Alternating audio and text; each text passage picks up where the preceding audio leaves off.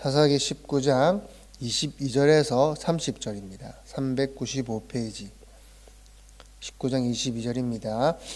그들이 마음을 즐겁게 할 때에 그 성읍의 불량배들이 그 집을 에워싸고 문을 두들기며 집주인 노인에게 말하여 이르되 내 집에 들어온 사람을 끌어내라 우리가 그와 관계하리라 하니 집주인 그 사람이 그들에게 나와서 이르되 아니라 내 형제들아 청하노니 이 같은 악행을 저지르지 말라. 이 사람이 내 집에 들어왔으니 이런 망령된 일을 행하지 말라. 보라 내 여기 내 처녀 딸과 이 사람의 첩이 있은즉 내가 그들을 끌어내리니 너희가 그들을 욕보이든지 너희 눈에 좋은 대로 행하되 오직 이 사람에게는 이런 망령된 일을 행하지 말라 하나 무리가 듣지 아니하므로 그 사람이 자기 첩을 붙잡아 그들에게 밖으로 끌어내매 그들이 그 여자와 관계하였고 밤새도록 그 여자를 능욕하다가 새벽 미명에 놓은지라. 동틀 때 여인이 자기의 주인이 있는 그 사람의 집 문에 이르러 엎드려져 발길까지 거기 엎드려져 있더라. 그의 주인이 일찍이 일어나 집 문을 열고 떠나고자 하더니 그 여인이 집 문에 엎드려져 있고 그의 두 손이 문지방에 있는 것을 보고 그에게 이르되 일어나라 우리가 떠나가자 하나 아무 대답이 없는지라. 이에 그의 시체를 나귀에 싣고 행하여 자기 곳에 돌아가서 그 집에 이르러서는 칼을 가지고 자기 첩의 시체를 거두어 그 마디를 찍어 12덩이에 나누고 그것을 이스라엘 사방에 두루 보내매 그것을 보는 자가 다 이르되 이스라엘 자손이 애굽 땅에서 올라온 날부터 오늘까지 이러한 일이 일어나지도 아니하였고 보지도 못하였도다. 이 일을 생각하고 상의한 후에 말하자 하니라. 아멘. 어떻게 설명해 보면 사사기의 내용을 인간의 왕노릇이라고 표현할 수도 있을 것 같습니다. 하나님만이 왕이시고 하나님께서 통치하시고 다스려야 하는 이스라엘, 그 이스라엘에 그곳에 아니다, 나도 있다, 나도 왕이다, 나도 나 스스로 살아갈 수 있다, 나도 무언가를 해낼 수 있다라고 믿는 자들의 이야기다라고 할 수가 있을 것입니다. 그러나 그들의 결과는 항상 참혹하기에 그지없습니다. 스스로를 다스려 보고자, 스스로가 왕이 되고자 하는 자들이 어떻게 되는지를 이렇게 낱낱이 보여주고 그 민낯을 보여주고 있는 것이 사사기입니다. 그러나 이 전반에 걸쳐서 사사기에서 계속 반복되는 이야기들은 하나님께서는 그 인간들이 왕되고자 함을, 인간 스스로가 왕이 되고자 함을 철저히 하나님께서는 부수어 버리십니다.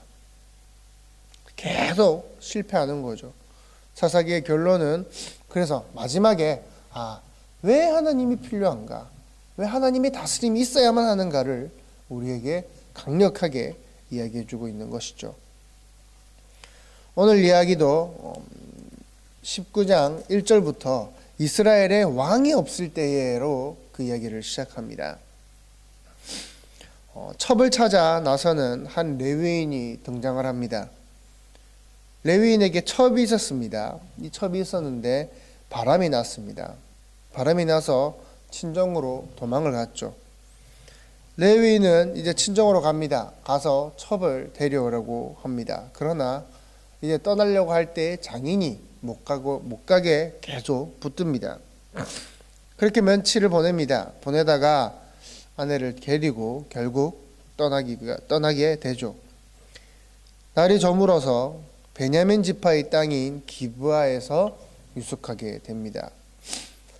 그곳에서 한 노인을 만납니다. 한 노인을 만나 그 집으로 들어가게 되는데 동네에 불량배들이, 배류들이 나타나게 됩니다. 20절 그들이 마음을 즐겁게 할 때 그 성읍의 불량배들이 그 집을 에워싸고 문을 두들기며 집주인 노인에게 말하여 이르되 내 집에 들어온 사람을 끌어내라 우리가 그와 관계하리라 하니.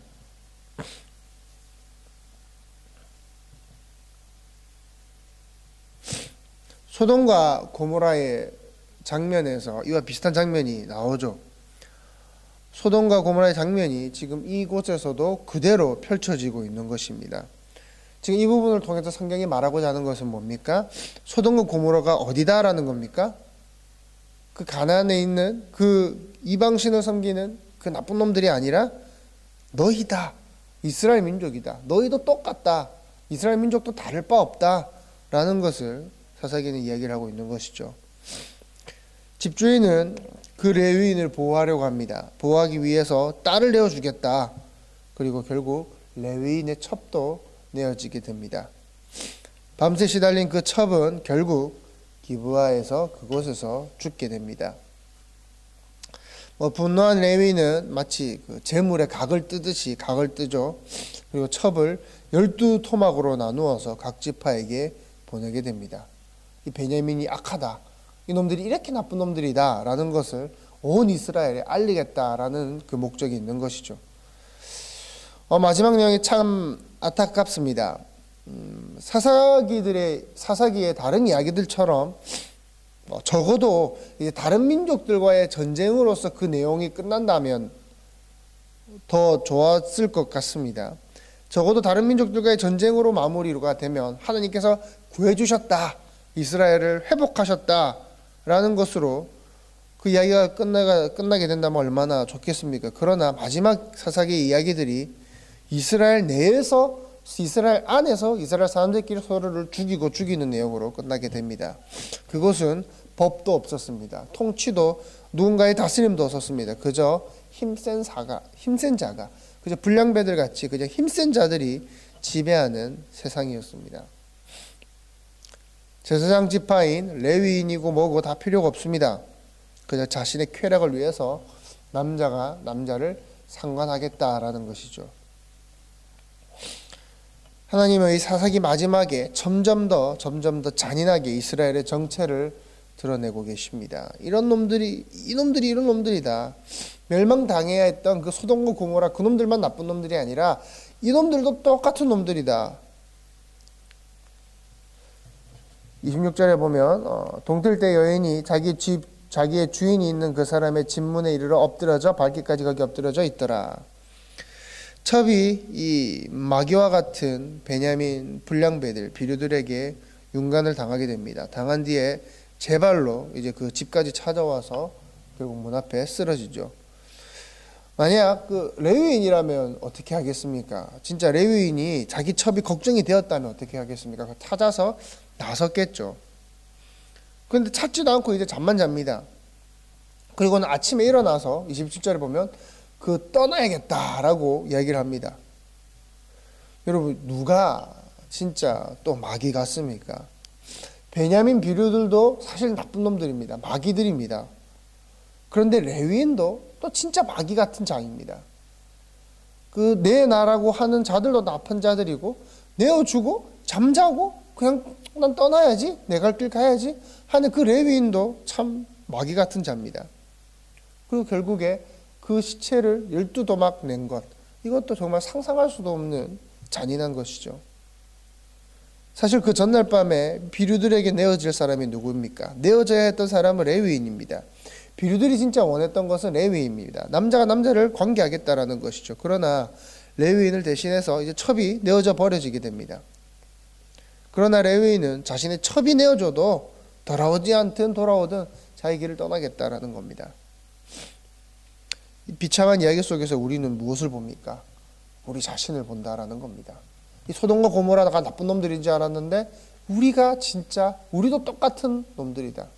그리고 이 불량배들, 이 비류들이 나쁜 놈들인 줄 알았는데 이 당한 레위인도 똑같은 나쁜 놈들이다.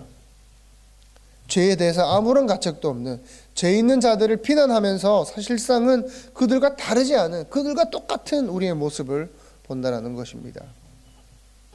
우리 모두 죄인입니다. 우리 모두 똑같은 자들입니다. 믿는 자들이나 믿지 아니하는 자들이나 사실 우리의 그 본 모습, 우리의 진실된, 우리의 그 깊숙한 모습은 크게 다르지가 않습니다. 우리는 하나님을 왕으로 모셔야 할 겁니다.